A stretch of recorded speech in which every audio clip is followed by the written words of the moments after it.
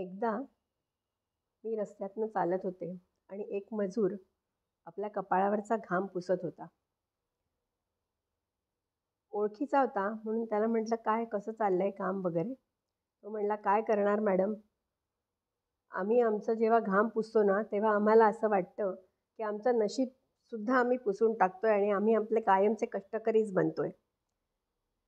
त्यावेळेस मला ही कविता सुचली, कारण माझ्या दृष्टीने तो बोलत होता ते पूर्ण व्यस्त स्वरूपाचं होतं. म्हणजे जितके कष्ट करावे तितकंच फळ जास्त मिळतं अशा मताची मी होते आणि त्यामुळे मला कष्टातच ईश कृपा या नावाची कविता सुचली. घाम गळेपर्यंत कष्ट उपससी, घाम गळेपर्यंत कष्ट उपससी, ललाटीचा घाम हाताने पुसशी, ललाटीचा घाम हाताने पुसशी.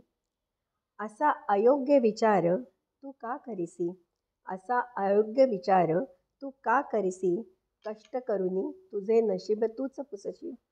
असा अयोग्य विचार तू का करीसी, कष्ट करूनी तुझे नशीब तूच पुसशी.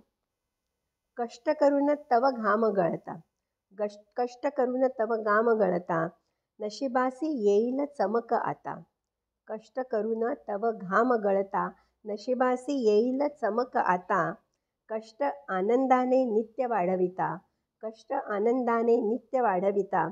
अनुभवास येते सहज पुष्टता, अनुभवास येते सहज पुष्टता. अनुभवास कष्टाची जोड मिळता, अनुभवास कष्टाची जोड मिळता. वेळ न उरे कष्टाचे सोने होण्या, वेळ न उरे कष्टाचे सोने होण्या.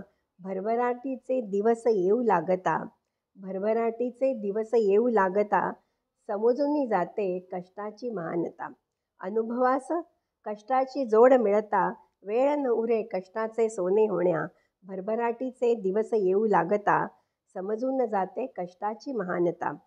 कष्ट करण्याआधीच, कष्ट करण्याआधीच ना नसावी, मनात साफल्यासाठी आग असावी. कष्ट हेची परमेश्वर ही जाण असावी, ईशकृपा प्रसन्न करण्यापुढेच यावी. कष्ट करण्याआधीच कष्टासी ना नसावी, मनात साफल्यासाठी आग असावी.